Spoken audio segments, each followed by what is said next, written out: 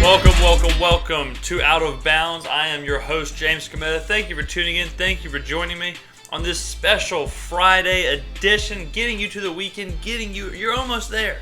You're so close to there. This is the last stop until the weekend. Arguably the best part of the weekend, once the show's over, is already over.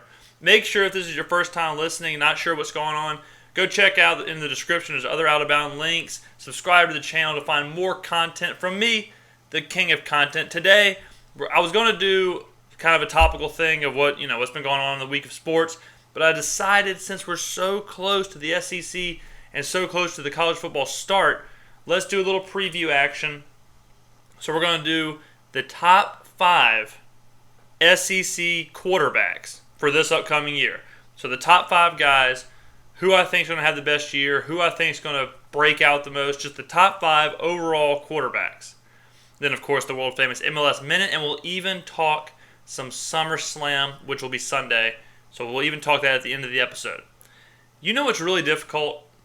Let me explain what's really hard. Saying that you're the best conference in the nation whenever Matty Mock arguably is a top 5 quarterback. What has happened in the SEC? What has happened in this place? I don't know how, and when Saban and Les Miles and all these people were bringing in these top 5 recruiting classes and bringing in these blue chippers and these 5-star rated guys, why they forgot about the quarterback. If any time you should have a quarterback, it's now. Since 2000, there's only been 2 players that haven't been quarterbacks that have won the Heisman. One is Reggie Bush, which technically didn't happen, but me, you, and the camera know it happened. The other is Mark Ingram, obviously. But you're talking about almost 15 years of quarterback dominance in the college football. In total football, even in the NFL, it's never been as important as it is now to have a great quarterback. And the SEC has completely just said, we don't want him. Nick Saban has at one point, had the most dominant dynasty in all of sports, not just in college football. Alabama was a dynasty and was as dominant as the USCs, as the Patriots, as anybody. And how did he allow himself to be relegated to trying to win with Blake Sims, a converted running back? Where are the quarterbacks? But this isn't about the problems. This is about the best of the best. So who is the best out of this group of chumps? Making this list was actually harder than I thought, because you go from the number 1 is really easy, and then there's a big drop, and you have a bunch of players who haven't really played, but they have a promise. They have a lot of talent and potential, and then you drop to people who have played but are just mediocre, and then you drop to whoever's playing for Vanderbilt. So number 1, of course, is Dak Prescott. Returning SEC Player of the Year, set like 12 Mississippi State records last year. Dak is easily, far and away, the best player, the best quarterback in the SEC. And he has another year, Dan Mullen. And Dan Mullen has molded Dak into exactly what he wants. He molded him into a Tebow clone. Dak Prescott is almost the exact same player as Tim Tebow. If Dak that's a compliment to Dak. That's less of a compliment to Tim Tebow. But he's running the same offense. And that's why State was so successful last year, is because Dan Mullen could finally do what he wanted to do. And he's going to do more of the same this year. Granted, Dak got banged up at the end of the year. All the running, the SEC eats you up. It's hard to do what Dak does, to run around like that and take punishment. What he did at LSU, which was definitely the culmination of his season, I would say, when you're looking back at it. What he did at LSU, he was the best player in the country. And I was on a podcast with Gunkel, and I said that Dak Prescott was the best player in the country. And at that point, I said Mississippi State was the best team in the country. Time would prove that I was wrong for once. But I think Dak's he's the best player. He ended last year with 3,500 yards passing, almost 1,000 yards on the ground. He is the offense. He's the best player. And he's probably the only player on this list that you do trust in the last minute, 2 minutes of a game. The rest of them are pretty unproven. So Dak is one. Number 2 is I flipped around 2 and 3 a lot. But I went with number 2 because he's played a few more games. Not a lot. It's Joshua Dobbs from Tennessee. Tennessee, first of all, could sneaky be a really good team this year. They could be in that 9-win area. But Dobbs had 5 starts last year and a bowl game victory. When he took over, in 5 starts in the bowl game, they were 4-2 with Dobbs. They averaged 30 points a game. I mean, we're talking about Tennessee. It's exactly an offensive powerhouse. Dobbs had 1,200 yards passing with 9 touchdowns, and he had another 500 on the ground with 8 touchdowns. So the guy's a dual threat.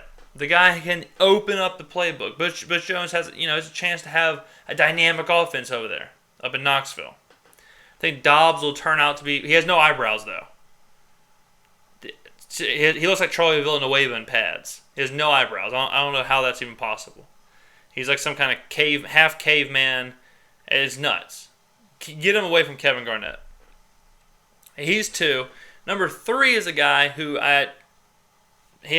all he has is potential. That's Jeremy Johnson. The reason I put Jeremy Johnson at 3 with no resume over people like Brandon Allen and Matty Mock and people like that is because he has the card in his pocket. He has the ace up his sleeve, and that's Gus Malzahn. I could be successful in Gus Malzahn's offense. I mean, he's guided Arkansas State quarterbacks to 4,000-yard seasons. He's guided Nick Marshall, who's really just like a cornerback, to being a prolific player in the SEC. And Johnson's a better passer than Marshall. He's a little bit more of a polished actual quarterback, less of just an athlete, which Marshall was. The thing with Johnson and the thing with Auburn quarterbacks is that you don't have to be singularly great. The scheme will do the work. You just have to do your job. And that's the whole thing, is that Johnson probably could be great somewhere else. He is a great athlete, great quarterback. But that's not what it's about at Auburn. It's about fitting into Gus' scheme. It's about knowing how to run that offense, knowing how to make reads, knowing when to hand it off to the running back, when to take it yourself. They only run like 9 plays. They just run variations of the same play. So I think Johnson, granted the quarterbacks are weak, but I think Johnson will prove to be better than Nick Marshall, and he'll prove to run the offense. The offense will be more dynamic with him. And that's dangerous because Auburn's offense is already incredible. I think Johnson will be one of those guys who has a lot of numbers, and Auburn will be the most exciting offense in the SEC. And a little spoiler alert, I have them winning the SEC, which we'll do an SEC preview later on. But just a spoiler alert, this is the Tigers' year. Number 4, very similar to Jeremy Johnson, I have Kyle Allen. Same deal. Kevin Sumlin doesn't need Peyton Manning. I've watched a lot of Sumlin because I was at college at Southern Miss whenever he was at Houston. We played them specifically whenever they were number 6 in the nation. We rolled on down to the conference championship, smacked him around, sent Case Keenum packing. And now that he's in the SEC, I watched a lot of his games. He had Johnny Manziel.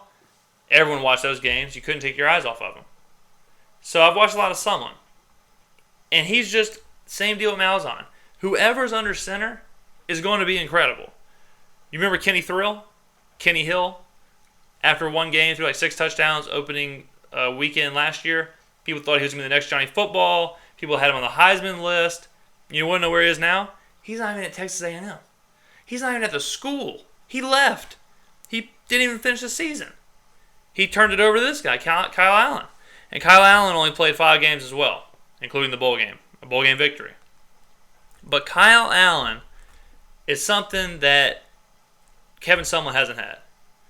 Kyle Allen is a blue-chip, 5-star quarterback. He is a true prospect. He's a guy that would play on any team. And you can't say the same thing about Case Keenum, Johnny Football. Like, those players wouldn't have been in that position somewhere else if they were at Texas A&M or Houston. Kyle Allen was the number 1 rated pro-style quarterback coming out of high school and the 10th overall prospect. And that's a class with Leonard Fournette at number 1. So Kyle Allen can seriously play. In 5 games last year, he had 1,300 yards, 16 touchdowns. Kid can play the game. He's only learning. He's only just grasping someone's offense. Another year at A&M. Another recruiting class that someone brings in, because he brings in top 3, top 5s. Kyle Allen, I almost put him at 3. But I think Auburn's a better team. So Auburn's going to allow Jeremy Johnson to do more. They're going to allow him to be better. If I was picking quarterbacks, I would take Allen over Johnson. But for this list of what they're going to do in the SEC, I think Johnson and that offense is going to be better. And finally, number 5. This is controversial, okay, as they say in the business. As they say in the business, this is a good old-fashioned hot take. I might get criticized for this, and I might even be wrong.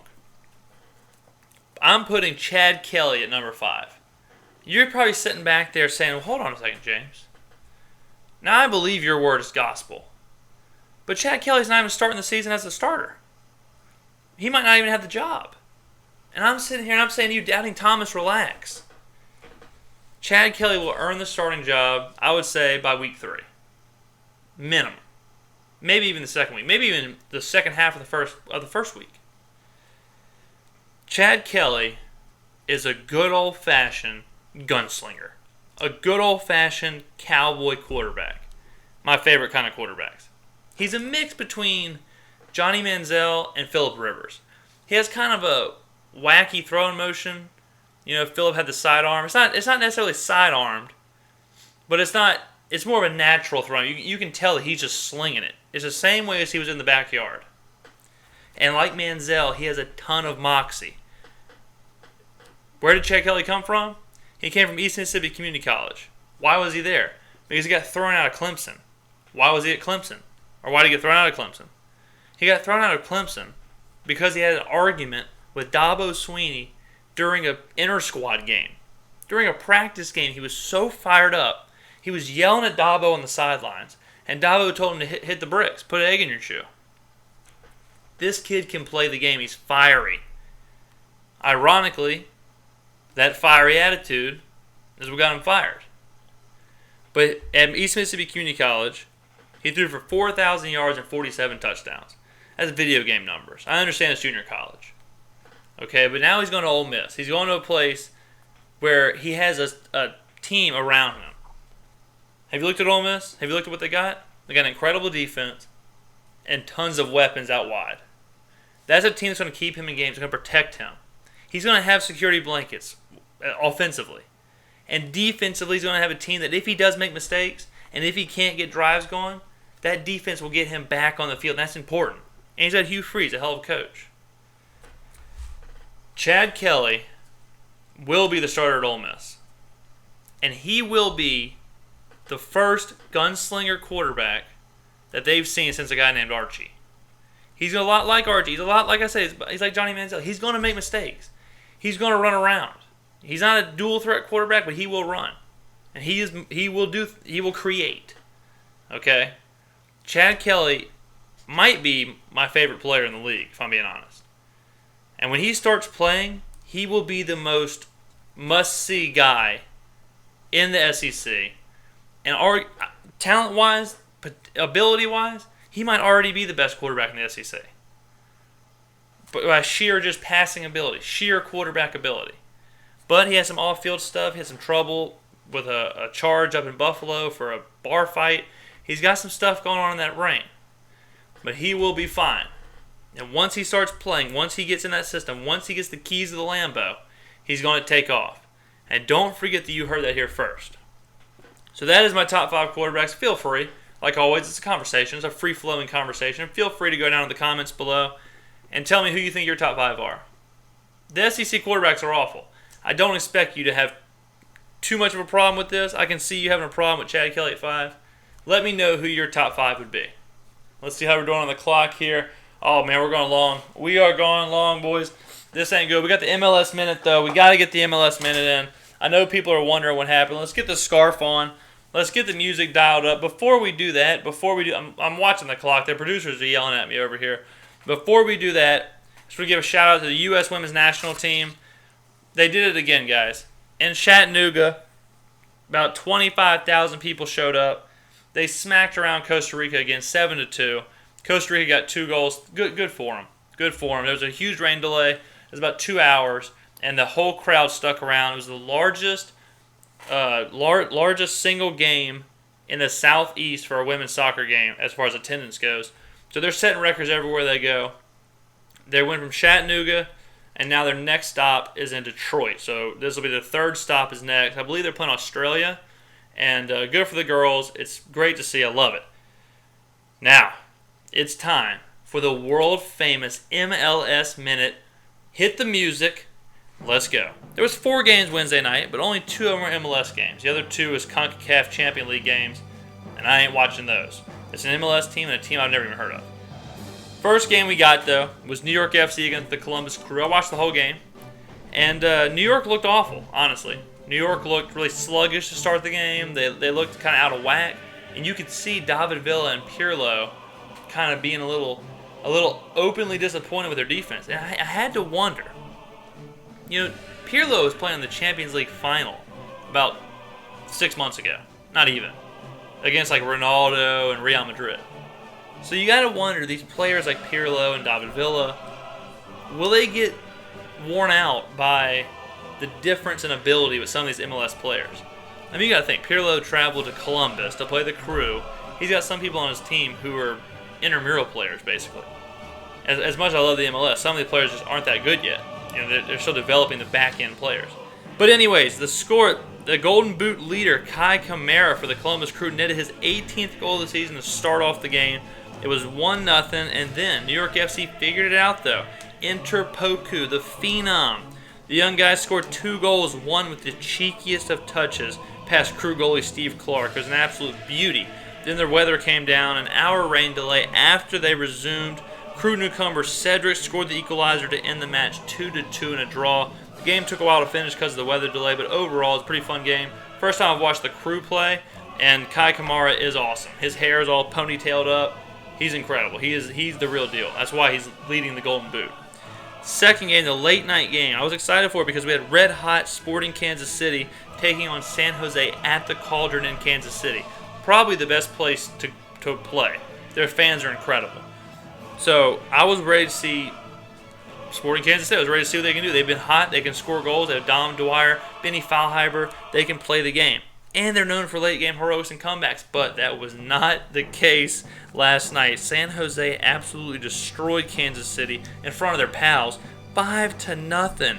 Kansas City was out of gas, and the grueling MLS schedule got the best of them. You could tell they were never in the game. Dwyer, Feilhaber, all of them, they were just out. Even Nagamura couldn't play the game. Cordell Cato and Chris Wondolowski for San Jose both scored a brace each, and Anibal Gode scored the other goal. 5-0. It was tough to watch. It really was. And I actually turned it off probably about the 80th minute, I would say. I watched the whole game, but it was just too much. Dwyer played the whole game. Good for him. Good on him. But Sporting Kansas City just needed a break. They're already kind of rattled from injuries. You know, they had the motto of next man up because they've had injuries. People had to step up, like Nagamura, like I mentioned. But it just got the best of them. They play Saturday, I believe, against the Crew, and they might need to take some starters out and maybe think about drawing that game at best. But before we end this show, because we are up against the clock, I don't want to keep you all for too long. Before we end the show here, Sunday, what we are watching Summerslam. All right, this is like WrestleMania, but when it's hot outside. All right, so if you are watching, or if you're around, make sure you're watching. And if you are watching, hit me up on Twitter. You can find the Twitter and Instagram down below in this beautiful little layer, this beautiful little graphic that was done by my graphic designer, a.k.a. me. So I'm going to go ahead and predict the SummerSlam matchups for you. Make sure you watch. All right, wrestling's hotter than it's ever been. Here we go. First match, we got the Primetime Players, Los Matadores and Lucha Dragons versus the New Day for the Tag Team Championship. I'm going to go with Lucha Dragons. Give me Lucha Dragons. Love those guys. Kalisto, they get the crowd hyped. Primetime Players, they're just not doing it. They got the belts, struggling. Next, we got Ryback, Big Show, and The Miz for the Intercontinental Championship. I'd love to see The Miz have it. I'm hoping Big Show doesn't even threaten. But they did just give it to Ryback. I don't see I don't see why you give it to Ryback if you're going to take it right off of him. So I'll stick with the big guy. I think there's another feud for him. I'll go with the big guy. I'll go with Ryback. Then we got Team Bella versus Team Bad versus PCB. I'll go with PCB because they have Paige, and Paige is Bay. But Sasha Banks is in there for Team Bad. Wouldn't mind seeing her do well. NXT Women's are coming up. They're doing great. Then we got Ziggler versus Rusev. A little side storyline there with Ziggler and Lana and Summer Rae and Rusev. I hope Ziggler gets the win. Smart money's on Rusev, but I'm biased. I hope Ziggler gets the win. I hope this pushes him to that main event level he was at a few years ago before injuries kind of took over. It is interesting, though. This is the first time we've seen Rusev not use the Russian gimmick as the main focus of the storyline. He's this is just a good old-fashioned, he's got the girl, I've got the girl, I want the glory. So let's see how he can carry a storyline, see how he finishes the match without that to rely on. Then we got Stephen Amell and Neville versus Stardust and Barrett. They're bringing in a celebrity. Stephen Amell plays Arrow on some CW show. So I'm going to go with Amell. There's no way that celebrity's going to lose. Randy Orton and Sheamus, two big names in a match that really doesn't mean a whole lot. I'm saying Sheamus. He's got the Money in the Bank briefcase. So if he lost, it would make him look weak if he wins. So I'm going to go with Sheamus. I don't like Sheamus. Don't like his gimmick right now, but that briefcase kind of protects him. And then we got Kevin Owens versus Cesaro. I'm about to have a heat stroke, and I was wondering why, and it's because I'm still wearing the scarf. I'm trying to do a show for the millions out there, for the thousands and thousands of listeners, and I'm about 4,000 degrees over here. So we got Kevin Owens versus Cesaro. Kevin Owens is my favorite guy in the company right now. And he shouldn't be. He's a big, kind of burly-looking guy who shouldn't even be, a wrestler on TV, but he's just so damn good at what he does. He's basically like me.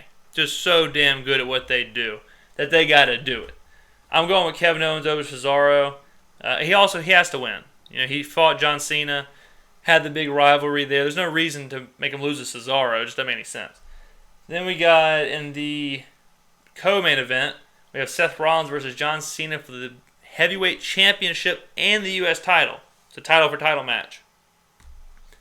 This is a tough one to pick because Cena doesn't lose matches like this. But it also would be Cena's 16th championship, which would tie him for Ric Flair.